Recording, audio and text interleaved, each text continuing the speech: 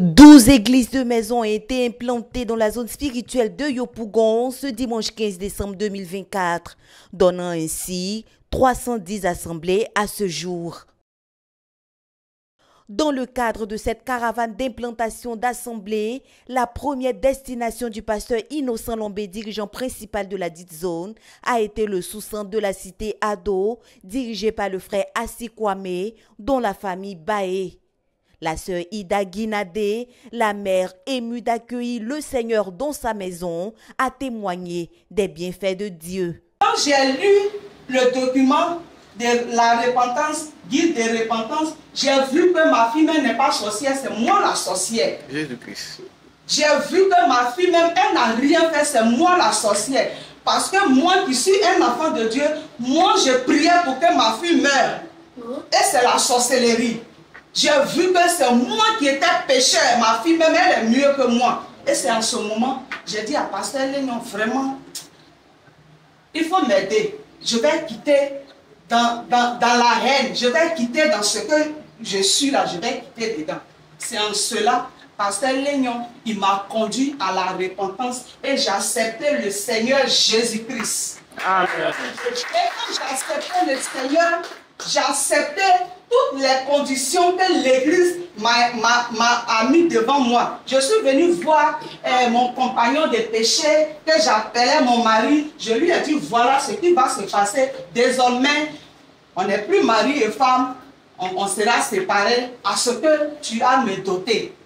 Après ce témoignage plein d'émotions, le pasteur a entonné un cantique qui a transporté tous les frères dans les actions de grâce. C'est précisément à 9h52 que l'assemblée a été implantée. Proclamons ensemble. Au nom de Jésus, nous proclamons que ce jour du dimanche 15 décembre 2024 est déclaré l'assemblée chez les Baillés dans la cité Ado à 11h52. Au nom de Jésus-Christ. Amen. Amen. À quelques pas de là, nous avons retrouvé les frères au quartier Ekotiza, l'une des rares églises implantées dans un hangar à Abidjan, une modeste bâtisse qui sert de lieu de commerce les autres jours et d'église le dimanche et les autres jours de rencontre des saints. À travers Actes 2, versets 36 à 42, le premier responsable de la zone a situé le contexte dans lequel on implante une assemblée et la manière dont les frères doivent vivre pour que l'œuvre s'accroisse davantage. La sainteté, la communion fraternelle, l'amour doivent être leur leitmotiv. Le Seigneur est avec vous. Vous allez croître jusqu'à être 1000 membres. Il y aura des anciens, de vaillants disciples. Cette prophétie libérée par le serviteur de Dieu a rassuré ses enfants dans la conquête de ce sous-centre qui a vu le jour en 2019 et compte 3 assemblées à ce jour. À la suite, l'on a procédé à l'imposition des mains des dirigeants spirituels. Après ce sous-centre, la caravane d'implantation a mis le cap sur la sous-zone d'Alokwa PK22, dirigée par Jeannette Jacket, exactement à Gebo 2, où une assemblée a été engendrée. Avec un effectif de 118 disciples qui se réunissent dans 8 assemblées, ce sous-centre a nommé 5 nouveaux dirigeants pour booster davantage sa croissance. Cette deuxième caravane d'implantation d'assemblée de l'année 2024 dans la zone spirituelle de Yopougon s'est étendue également dans les sous-centres de Grand Lem, Koweït, Abadjen-Doumé, Antenne et Trois-Rouges. Par la grâce de Dieu, Yopougon compte à ce jour 7275 membres qui adorent le Seigneur dans 310 assemblées. Je veux bénir le Seigneur et lui dire infiniment merci pour ce jour qu'il nous a accordé. Nous avions projeté de faire une caravane d'implantation le 15 décembre 2024 aujourd'hui. Et Dieu nous a fait du bien. Nous venons d'achever les implantations. Nous avons implanté 13 nouvelles assemblées dans la zone spirituelle de Yopougon. Nous bénissons le Seigneur, nous disons merci de ce qu'il nous a accordé la grâce d'avoir les maisons, d'avoir les dirigeants pour ces nouvelles assemblées. Et nous sommes donc en train de poursuivre notre objectif, notre but. Nous croyons que le Seigneur, dans sa grâce, va nous aider, comme il a toujours fait, pour que nous puissions atteindre nos objectifs. Nous ne sommes pas loin de la fin de l'année, mais nous ne perdons pas courage. Notre prière est que tous les dirigeants de sous-centres, les dirigeants de secteurs, les dirigeants d'assemblée, les évangélistes, la jeunesse, le ministère aux enfants, que tous soient debout. Parce que nous devons courir jusqu'au coup de sifflet final, c'est-à-dire le 31 décembre à minuit, avant de faire le point. Parce que le Seigneur est capable de nous surprendre. Alléluia. Nous avons vu dans la Bible comment l'apôtre Pierre, en un seul jour, en une seule prédication, a opéré un miracle en gagnant près de 3000 nouveaux disciples ajoutés à l'église. Et nous savons que notre Dieu est le même. Il n'a pas changé. Même avec une mâchoire d'âne, il peut nous faire remporter de grandes batailles. Amen. Et donc, nous croyons que Dieu est avec nous et nous continuons la bataille.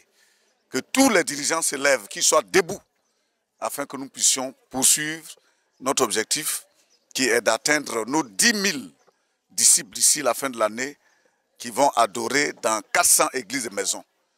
Et nous avons foi que l'Éternel, notre Dieu, va nous aider à parvenir à cet objectif-là. Que la gloire, l'honneur soit à notre Dieu. Nous voulons profiter de l'occasion pour dire merci à tous les anciens de la zone spirituelle de Yopougon, tous les dirigeants de sous-centres, tous les dirigeants des secteurs, tous les dirigeants d'assemblée, et à notre vaillante jeunesse et à nos vaillants évangélistes qui travaillent d'arrache-pied de jour comme de nuit pour se rassurer que nos objectifs soient atteints. Vous êtes une équipe dynamique. Que le Seigneur vous bénisse de façon surabondante. Merci beaucoup et que la gloire et la louange soient à notre Dieu. Amen. Tel qu'expliqué par le dirigeant, par la foi et le travail dur, nous croyons que cette dernière semaine, l'église de Yopougon peut déposer ses 10 000 membres d'ici le 31 décembre 2024.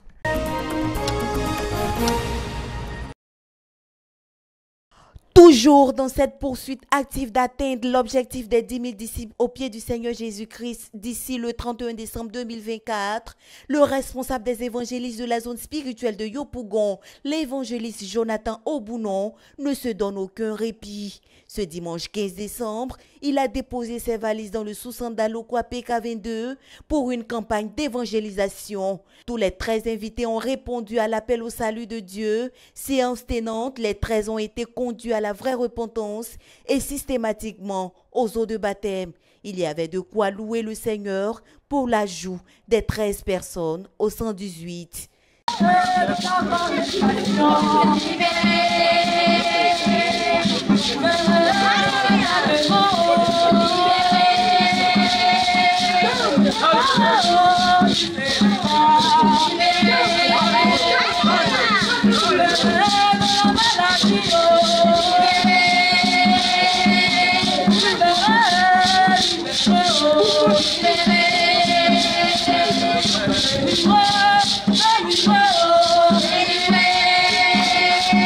Doté d'une foi ferme comme celui du pasteur Lombé sur l'atteinte de l'objectif, le responsable des évangélistes se prononce au micro de la RTVC, soulignant les actions pratiques à mener dans la conquête des âmes perdues ces derniers jours de 2024. Et nous bénissons le Seigneur pour les 13 baptêmes que Dieu nous a donnés dans le sous-centre de Alokwa PK22 ce jour. Et Dieu nous a fait encore la grâce d'avoir un baptistère gonflable qui nous permet de nous déplacer pour baptiser rapidement les âmes. Et nous allons toujours travailler durement. Et le 21 décembre 2024, nous avons une campagne d'évangélisation à Grand Lem et où nous avons pour objectif de baptiser 200 personnes. C'est ce samedi, le 21 décembre. Et nous disons merci au Seigneur pour cette moisson que Dieu nous a donnée en grand nombre dans le sous-centre de Alokwa PK22. Amen. Marc 9, verset 23, Jésus lui dit, « Si tu peux, Tout est possible à celui qui croit. C'est donc possible d'atteindre les objectifs. Tous les dimanches de 16h à 18h au centre de la zone spirituelle de Yopougon Sisalem, le pasteur Innocent Lombé, dirigeant principal de la dite zone, rencontre tous ses disciples, principalement ceux qui ne sont pas encore dirigeants.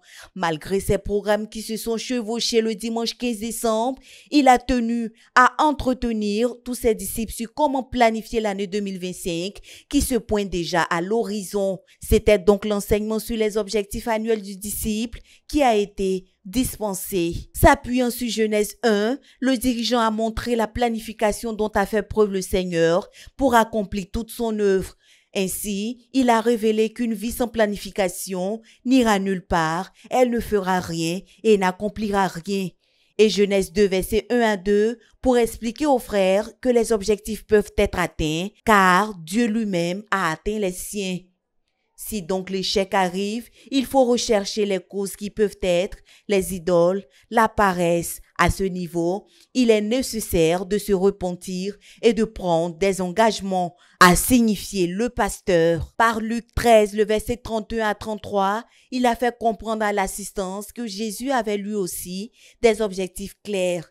Ta vie sera la somme de tes objectifs. Tu ne peux pas réussir sans des objectifs établis que tu t'imposes. On les accomplit. C'est pas possible. Certains n'ont pas d'objectif. Leur vie chrétienne, ils tournent en rond 1 an, 2 ans, tournent en rond, 3e, ils tournent en rond, 4 ans, tournent en rond, 5. Tu ne deviens rien, tu n'es rien, tu n'évolues pas rien. Ce n'est pas bien. Parlant de lui-même, il disait que dès ses premiers pas dans le Seigneur, il avait comme objectif devenir dirigeant dans l'intervalle de 6 mois à 1 an dans la foi. Et seulement 2 mois, 11 jours après son baptême, il a été nommé dirigeant le 31 octobre 1999. Pour rendre l'enseignement pratique, il a énuméré les différents aspects que comprennent les objectifs, entre autres, signifier son but, mentionner les éléments de sa santé spirituelle dans lesquels les routines spirituelles sont les grands axes, énumérer les éléments de sa santé financière. À ce niveau, le pasteur Lombé a fait une brèche pour partager avec les siens son combat de 0 vol des 10 000 offrandes. À cet effet, le livre intitulé « Des trésors au ciel » du professeur ZTF a été vendu. Au cours de cette rencontre, les frères ont fait pleuvoir des actions de grâce à l'honneur de Dieu. Planifie, poursuit et atteint, telle est la recommandation avec laquelle les disciples sont repartis, soulignant que les autres rubriques des objectifs seront vues le dimanche prochain.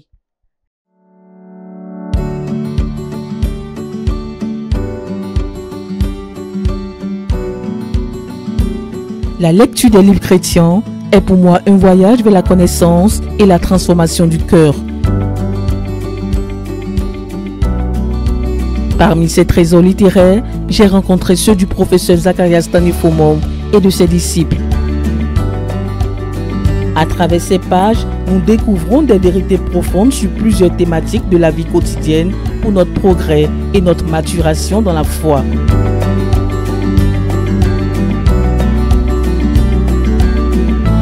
La Bible est notre fondement, mais les livres chrétiens nous aident à approfondir notre compréhension de la Bible.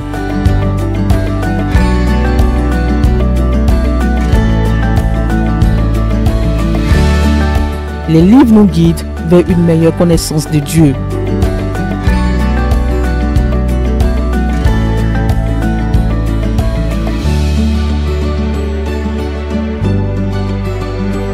En tant que disciple du Seigneur Jésus, j'ai décidé de faire de la lecture des livres chrétiens l'une de mes routines. Et toi? Vivons la formation des disciples sur la RTVC, la chaîne de la Bible.